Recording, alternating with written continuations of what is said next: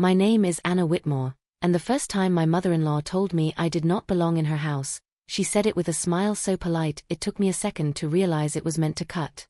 Before I tell you how that smile disappeared and how the room fell silent when the truth finally surfaced, let me ask you something. Have you ever been made to feel small because of where you came from, as if your bloodline mattered more than your character? If you have, take a moment to like this video, subscribe, and tell me in the comments where you are watching from. Stories like this are not just entertainment. They are mirrors. Now let me take you back to the beginning, to the house where everything happened. The Whitmore estate sat on a hill outside the city, a wide old home with stone columns, manicured hedges, and family portraits lining the walls like quiet judges. Generations had lived and died there, or at least that was the story Margaret Whitmore loved to tell. Margaret was my husband Daniel's mother, and she carried her family name like a title. To her, lineage was not history. It was currency. Daniel warned me about her before we married. He said she could be sharp, traditional, obsessed with appearances, but he also said she had a good heart once you earned her respect. I believed him because I loved him, and because love has a way of convincing you that effort will eventually be rewarded. I grew up differently. My parents were teachers. We moved often, followed jobs, rented small homes, learned early that dignity did not come from things but from how you treated people. I paid my way through college, worked while studying, learned how to be adaptable. I never felt ashamed of that life until I met Margaret. From the moment Daniel introduced me, she evaluated me in a way that felt less like curiosity and more like inspection. She asked about my parents, their parents, where they were from, what they owned. When I answered honestly, she nodded, lips pressed thin, filing the information away. Simple roots, she said once, as if she were describing a piece of furniture. Nothing wrong with that, she added quickly, though the damage was already done. When Daniel and I married, we moved into the Whitmore house temporarily while we looked for a place of our own. Margaret insisted. Family should stay together, she said, her smile tight. Especially while you're getting started. I told myself it was generous. I told myself it would be temporary. I did not yet understand that to Margaret, a house was not shelter. It was a stage. Living there meant performing a role I had never auditioned for. The rules were unspoken but clear. Breakfast was formal. Dinners were announced. Guests were frequent and important. I learned to walk softly, to speak carefully, to smile even when my chest tightened. Daniel noticed some of it, but he was often at work, and when he was home, he wanted peace. She doesn't mean it that way, he would say when Margaret corrected my posture at the table or commented on my choice of words. She just values tradition. Tradition, I learned, was Margaret's favorite shield. Everything she did, every cutting remark, every boundary she crossed, could be justified by that single word. Over time, the comments sharpened. In our family, she would say at dinner, we've always believed in marrying within certain circles. Or, the Whitmores have a history of excellence. It's important to preserve that. She never said my name in those moments, but she did not have to. The message always landed squarely in my lap. I stayed calm. I told myself this was temporary. I told myself I did not need her approval to exist. Still, it wears on you, being treated like a guest in your own marriage. The day everything changed was supposed to be an ordinary family gathering. Margaret was hosting a dinner for extended relatives, distant cousins, people who shared the Whitmore name and the pride that came with it. The house buzzed with activity. Staff moved quietly. Crystal glasses were arranged. Portraits were dusted, as if ancestors were expected to listen. I helped where I could, setting tables, arranging flowers, trying to be useful in a space that never truly felt like mine. Daniel was nervous. Just get through the night, he whispered to me in the kitchen. She's been intense lately. I nodded and squeezed his hand. I had learned how to endure. The guests arrived dressed in confidence and familiarity. They greeted Margaret like royalty, praised the house, reminisced loudly about family stories I had never been invited into. I smiled, offered drinks, answered polite questions. For a while, things remained contained. Then dinner was served, and conversation turned, as it often did, to heritage. One of Margaret's cousins laughed about a recent engagement in the family. Such a relief, she said. The girl comes from a very respectable background. Margaret smiled approvingly. That matters, she said, voice carrying easily across the table. Bloodlines shape everything. Values, behavior, even destiny. I felt my shoulders stiffen, but said nothing. Silence had become my armor. Margaret's eyes flicked toward me, and I knew what was coming before the words left her mouth. Which brings me to something I think we should clarify, she said, setting down her fork with deliberate care. The table quieted. This house, she continued, has always been reserved for those of noble lineage. It's important to maintain standards. A few guests nodded. Others shifted uncomfortably. My heart began to pound. Only those with noble lineage can stay in this house, Margaret said plainly, finally looking directly at me. The words hung in the air, heavy and unmistakable. Daniel froze. Mother, he said, startled. What are you doing? Margaret raised a hand. I'm stating a fact, she replied calmly. We have traditions, Daniel. And traditions must be respected. All eyes turned to me. I felt heat rise to my face, but I kept my expression neutral. Years of being underestimated had taught me the power of stillness. Anna, Margaret said, her tone falsely gentle, I think it's time we discussed other living arrangements for you. The room waited for my reaction. I could feel it, the expectation that I would shrink, apologize, argue, or cry. Daniel looked torn, glancing between us, caught between loyalty and fear. I took a slow breath. Is that so? I asked quietly. Margaret nodded, satisfied. Yes, she said. This house represents generations of refinement. Not everyone understands what that entails. I looked around the table, at faces curious, judgmental, entertained. I thought of my parents, their integrity, the way they taught me to stand tall without needing permission. I remained calm. Thank you for clarifying, I said evenly. A few eyebrows lifted. Margaret seemed pleased, mistaking my composure for submission. Of course, she said. It's best to be honest. She leaned back in her chair, certain she had one.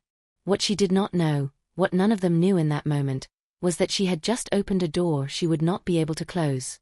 Because noble lineage, as Margaret defined it, was built on a story she had never bothered to fully verify. And as I sat there, calm on the surface, something inside me settled into place. I was done absorbing humiliation in silence. I did not need to raise my voice. I did not need to lash out. All I needed was the truth, and the right moment to let it speak for itself. I excused myself from the table with the same calm expression I wore when I walked into that dining room, but the moment I crossed the threshold into the hallway, I felt my lungs finally release the breath I had been holding. The house was quiet outside the dining room, the kind of quiet that belongs to expensive homes where even emotions are expected to behave.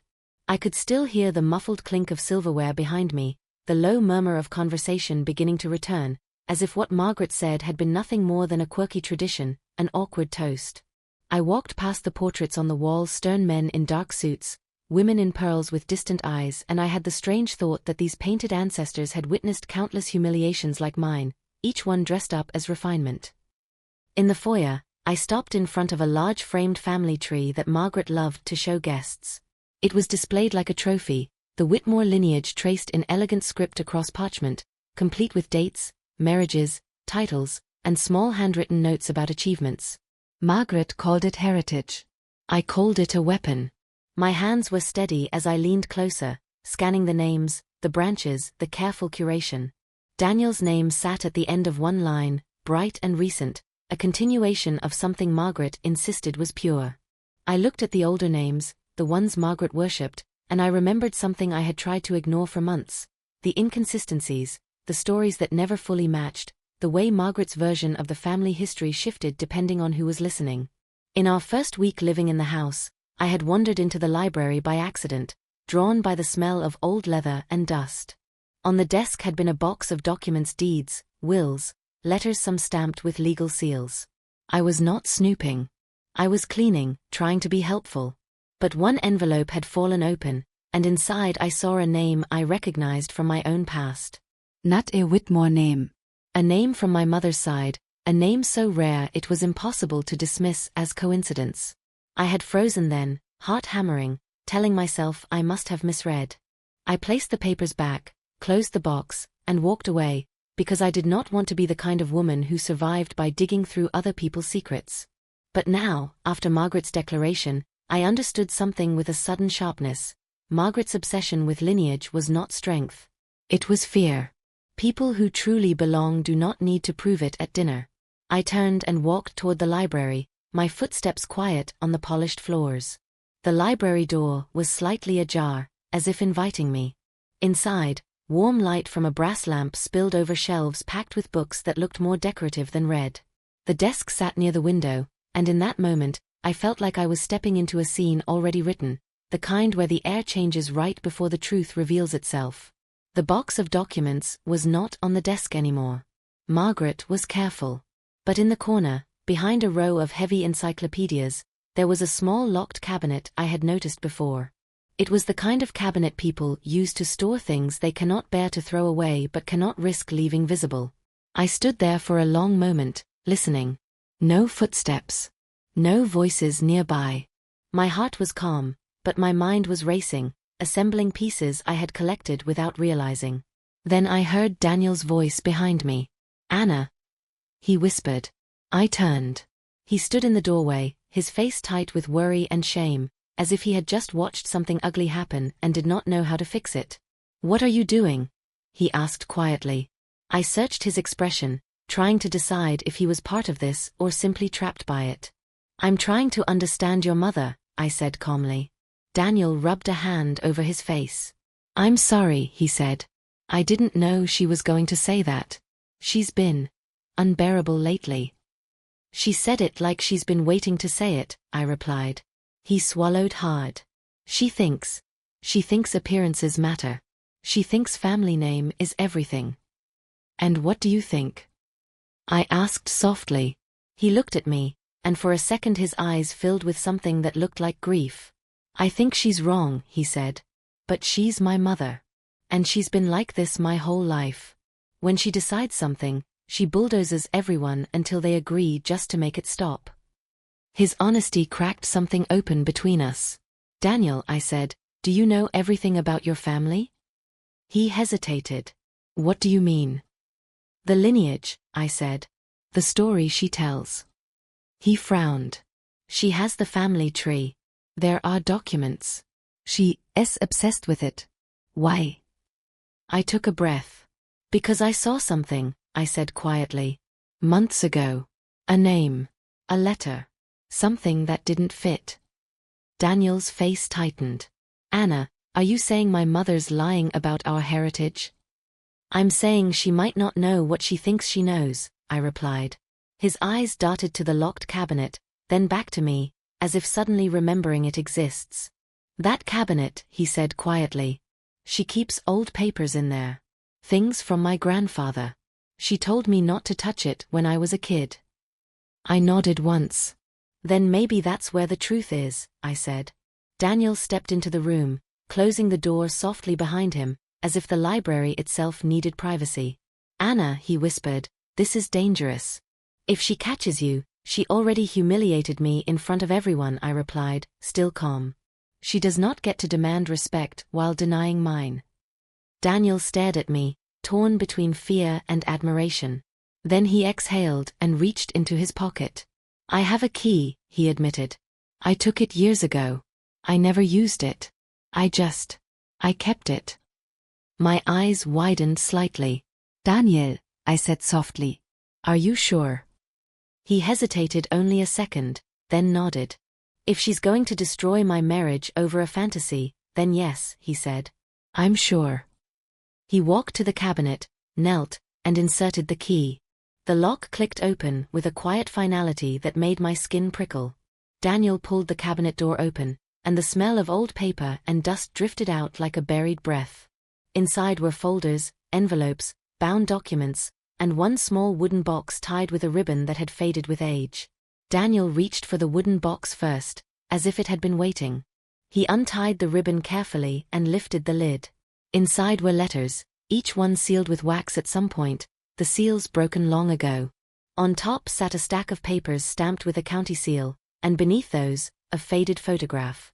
Daniel picked up the photograph, and his face changed. "That's my grandfather," he whispered. The photo showed a man in a suit standing beside a woman holding a baby. The man's face was familiar from portraits downstairs. But the woman, her hair, her eyes, she looked uncannily like my mother. My stomach tightened. "Turn it over," I said quietly. Daniel flipped the photo. There was handwriting, a date, and a name. The name was the one I had seen months ago, the one that belonged to my family line. Daniel read it aloud slowly, as if the letters were burning his tongue. "Clara," he whispered. Clara Hayes. Hayes. My mother's maiden name. Daniel's hands began to shake. "That's not possible," he muttered. "My mother said our family line is pure Whitmore." She said. He stopped. His eyes dropped to the stamped papers. He pulled one out, scanning. His breathing quickened. This is an adoption record," he said, voice rising with disbelief. "No," I whispered, leaning closer. Daniel's eyes moved across the page. It says my grandfather adopted a child," he said, the words falling like stones. "A child named Margaret." He looked up at me, his face drained of color. "My mother," he whispered. "She was adopted." The room went very still. Even the house seemed to pause, as if the walls themselves were listening. Daniel's mouth opened and closed as he tried to speak. "But she built her entire life around bloodline," he said, voice cracking. "She made everyone feel lesser. She said only noble lineage can stay in this house." His eyes filled with tears he didn't seem to realize were there. "Anna," he whispered, "she isn't even a Whitmore by blood." I placed a hand on his arm, steadying him. "It doesn't make her less," I said gently. "But it makes what she's doing to you, what she's doing to me, unforgivable."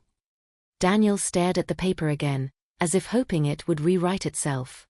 "Why would she hide this?" he whispered. I glanced at the other documents, the letters, the way they were packed away like shame. "Because she was ashamed," I said softly. "And she turned that shame into cruelty." Daniel's jaw tightened, anger rising beneath his shock. "She's been screaming about noble lineage while hiding her own," he said, voice low. She's been projecting." I nodded.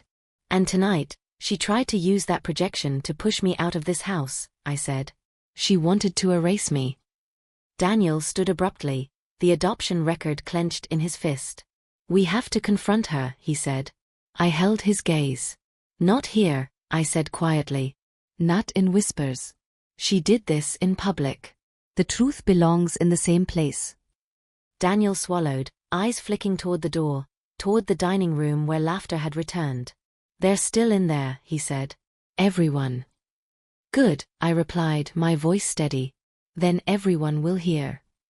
Daniel stared at me as if seeing me differently now, not as a woman he married, but as someone who refused to be broken. "Anna," he whispered, "are you ready for what this will do?" I thought of Margaret's smile, of her words, of my humiliation. I thought of the years I tried to earn respect from someone who measured worth by ancestry while hiding her own truth. "I'm not doing this to hurt her," I said. "I'm doing this because she used her lie as a weapon." Daniel nodded slowly, then turned and reached for the wooden box again, pulling out one more item. A letter, thicker than the rest, addressed in elegant handwriting. On the front were the words, "For Daniel, if Margaret ever forgets where she came from." Daniel's breath caught. He looked at me, eyes wide. "My grandfather wrote this," he whispered. "He knew." I nodded. "And he left it for the exact moment you're standing in right now," I said. Daniel's hand trembled as he tucked the letter and the adoption record into the folder, then shut the cabinet and locked it again out of habit, as if he could put the chaos back where it came from. But the truth doesn't go back into cabinets. It follows you into the light. We walked out of the library together, the hallway feeling narrower now, the portraits watching as if waiting for their story to be corrected. As we neared the dining room, I heard Margaret's laugh, bright and confident, and I realized she had no idea her throne was built on sand.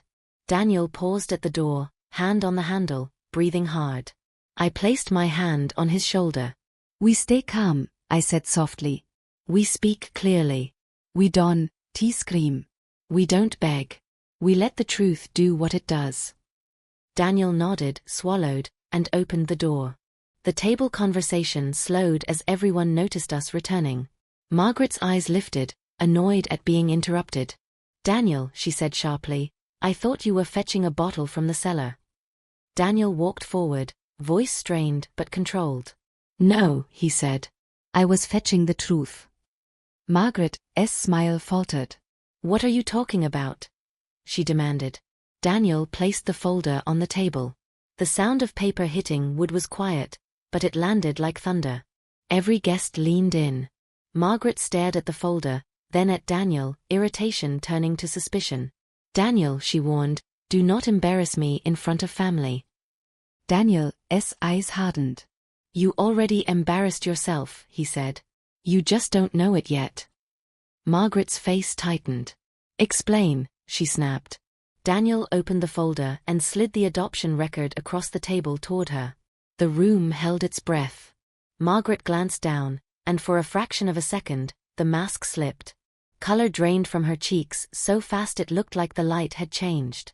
Her fingers hovered over the paper but did not touch it, as if touching it would make it real. Where did you get that?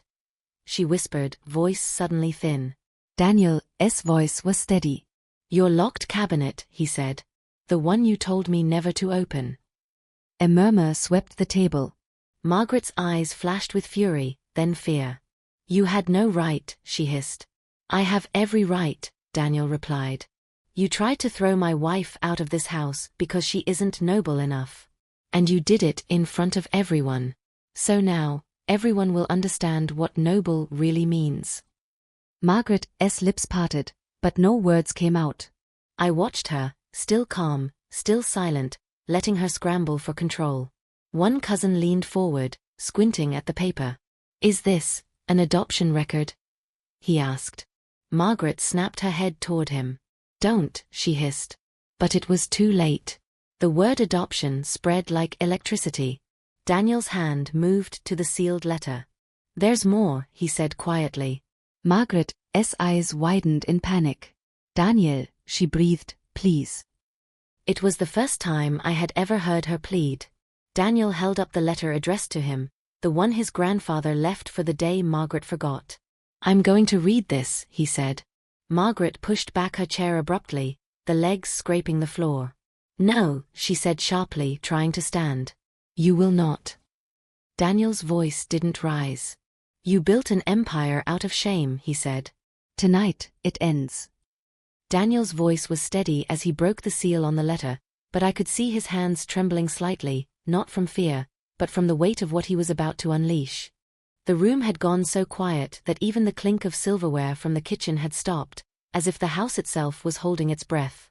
Margaret stood rigid at the head of the table, her posture still proud, but her eyes betrayed her. For the first time since I had known her, she looked small. Daniel, she said again, lower now, almost pleading, this is private. Daniel lifted his gaze and met hers. You made Lineage public, he replied. You made it a weapon. So now the truth gets to be public too. He unfolded the letter carefully, smoothing the paper as if it were fragile, and began to read. My dear grandson, he said aloud, his voice carrying through the room, if you are reading this, it means that Margaret has forgotten where she came from, or worse, she has chosen to bury it. I am writing this not out of shame, but out of love, because the truth deserves daylight. A sharp intake of breath came from Margaret's side of the table. Daniel continued. Margaret was adopted as an infant. She was brought into the Whitmore family not because of blood, but because of compassion. She was raised, educated, and loved as my own, and I never once considered her less because of it. If she ever claims superiority based on lineage, understand that this belief was born from fear, not fact. A murmur rippled through the guests, whispers spreading like wildfire. One aunt covered her mouth. Another leaned back in her chair, stunned. Daniel's voice grew stronger as he read on. True nobility is not inherited. It is practiced. It lives in humility, kindness, and the courage to protect those who cannot protect themselves. If Margaret has forgotten this, then she has forgotten me. Daniel lowered the letter slowly. The silence that followed was heavier than any argument could have been. Margaret stared at the table, her hands clenched so tightly that her knuckles had gone white. That letter, she said hoarsely, was never meant to be read aloud. Daniel set it down. It was meant for this exact moment, he said. For the moment you decided blood made you better than someone else. Margaret's composure finally cracked. You don't understand, she snapped, her voice rising, desperation bleeding through the anger. I worked my entire life to belong. I fought to be accepted. I refused to be seen as less. Daniel's eyes softened, but his voice did not. And instead of healing that wound, he said, you passed it on. You turned it into cruelty. Margaret's gaze flicked to me then, sharp and resentful. She provoked this, she said bitterly. She never fit. She never understood our ways. I met her eyes calmly, my voice steady. I understood perfectly, I said. You were afraid that if people looked too closely at me, they might start looking too closely at you. The words landed like a final blow. Margaret recoiled as if struck, her mouth opening but no sound coming out. Around the table, guests shifted uncomfortably, some looking at Margaret with pity, others with quiet judgment. The illusion she had curated for decades was dissolving in real time. Daniel turned to me then, his eyes filled with something I had never seen there before, respect unburdened by fear. Anna, he said, I'm sorry I didn't stop this sooner. I nodded once. I didn't need you to fight her for me, I replied gently. I needed you to stand with me. He reached for my hand, squeezing it firmly. Margaret pushed her chair back again, this time standing fully. You think this makes you righteous? She demanded, her voice trembling. You think exposing me makes you noble? Daniel shook his head. No, he said. What makes someone noble is how they treat the people who trust them. And tonight you failed. Margaret looked around the table, searching for allies, but found only silence. The power she once wielded through intimidation had evaporated. I built this family, she said weakly. I preserved its name. Daniel met her gaze. You inherited a family built on mercy, he said. And you forgot the mercy part. The room remained silent as Margaret slowly sank back into her chair, her shoulders slumping, the fight draining out of her. No one applauded. No one cheered. This was not a victory that required celebration. It was a reckoning. I felt a strange calm settle over me, not triumph but release. Years of swallowing humiliation, of shrinking myself to keep the peace, dissolved in that moment. I turned to the table, addressing not just Margaret, but everyone listening. I never wanted to take anything from this family, I said. I only wanted to belong without being diminished. If lineage is the price of staying here, then I no longer wish to stay. Daniel looked at me, startled. Anna, he said quietly. I squeezed his hand. I am not leaving you, I said softly.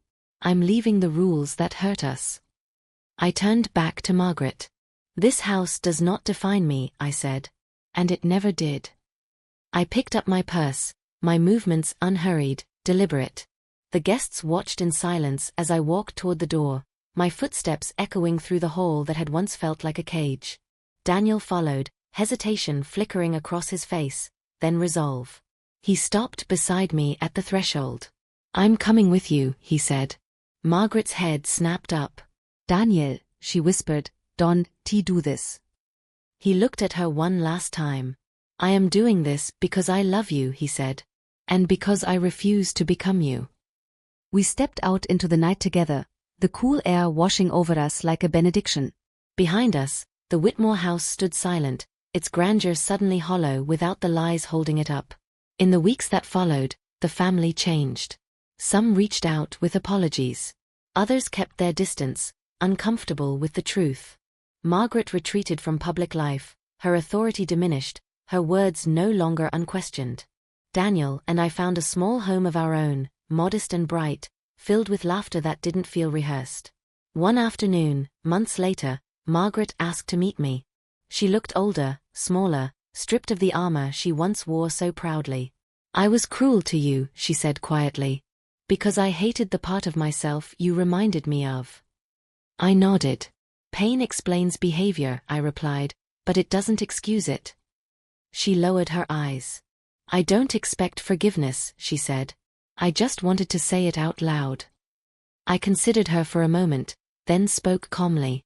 Forgiveness isn't something you ask for, I said. It's something you become worthy of through change. We parted without hugs, without promises, but without hostility. And that was enough. If there is one thing I want you to take from my story, it is this: nobility is not written in blood or framed on a wall. It is revealed in moments when you could humiliate someone and choose not to, when you could hide the truth and choose honesty instead. If you have ever been made to feel less because of where you came from, know this: your worth does not need approval from anyone's family tree. Thank you for listening to my story. If it resonated with you, please share your thoughts in the comments, like this video, and subscribe for more emotional, cinematic stories about dignity, family, and the quiet power of truth.